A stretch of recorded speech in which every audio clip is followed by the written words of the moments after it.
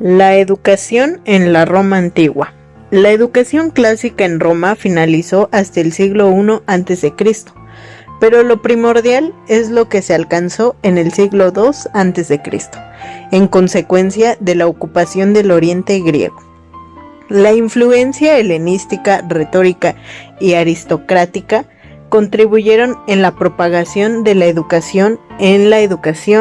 Las escuelas privadas, que eran para el privilegio de las familias poderosas, se llevaba la enseñanza pedagógica por parte de esclavos, más conocidos como pedagogos. Por parte de los padres, no había impedimento en cuestión de gastos para la educación de sus hijos y pensar que querían la enseñanza más completa posible. La poesía y la filosofía, al igual que la enseñanza griega, poseían las más elevadas posiciones. Tales actividades eran reservadas para las familias nobles. En el siglo I después de Cristo hay rastros de una política imperial. Por la necesidad de una institución administrativa capacitada, lo cual promueve el establecimiento de colegios con un funcionamiento correcto hasta que fue incorporado a un sistema estalizado. Hubo modificaciones en el sistema. El Estado no solo estaba obligado a garantizar el acontecimiento de espacios en la institución, sino también el pago de un salario para profesores. A pesar de la relevancia que el Estado romano proporcionó a la enseñanza, estuvo sujeta a críticas, pues se decía que el papel del maestro era ambiguo, pues algunos los consideraban indigno y otros decoroso. Debido a la organización del cristianismo, el sistema romano de educación sufre modificaciones en el siglo III y IV, precisando los roles de la familia. El padre, desde la edad temprana del niño, se encargaba de la educación profesional, mientras la madre se encargaba de la educación moral, hasta la edad de 7 años, en la que tomaban un papel dentro de la educación ya establecida. La educación se regía por 3 grados de estudio, los cuales eran elemental, media y superior, pero la mayoría solo llegaban al grado elemental. Los que contaban con menos recursos tenían esta posibilidad, pero no avanzaban más, y solo los de clase alta llegaba a media y solo algunos a superior.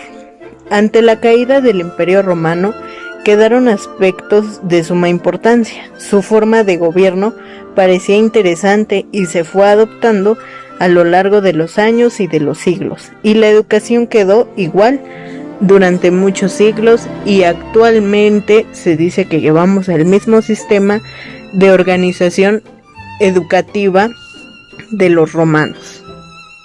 Ahora bien, los pedagogos eran una clase baja, eran esclavos o señores feudales, muchos de ellos muy preparados, pero no destacaban por pertenecer a una clase baja.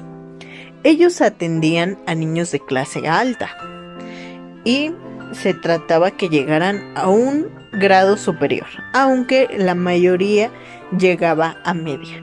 Los padres contaban con este recurso para dotarles una educación amplia, mismos que solo el padre, el hombre, se consideraba.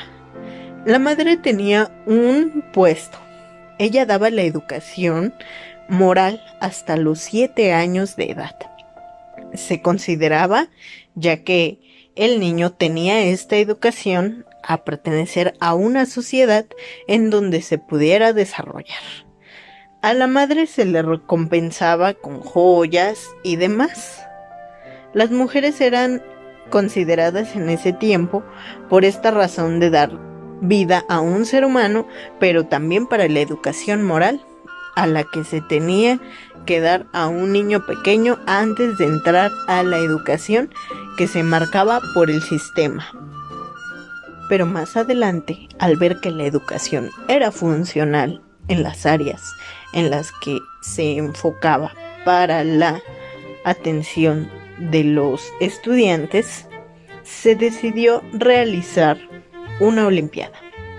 Y de estas se hizo un concurso de olimpiadas, mismas en las que se medían los conocimientos ya establecidos anteriormente en las instituciones. Pero destacaban ciertas actividades, ya que se consideraban muy fuertes en su ámbito y se luchaba por la educación. Esto los hacía ser mejores a nivel profesional, pues ellos se esforzaban tanto en su educación por ganar las olimpiadas y por prepararse profesionalmente, siendo que la educación moral solo se aplicaba a esta edad, del rango de edad 0 a 7. De ahí solo se dedicaban a lo profesional. Para finalizar, la Roma antigua termina, pero en ciertos gobiernos a lo largo de los años y siglos se fueron adoptando características de la Roma, pues su organización era muy buena en ciertos aspectos.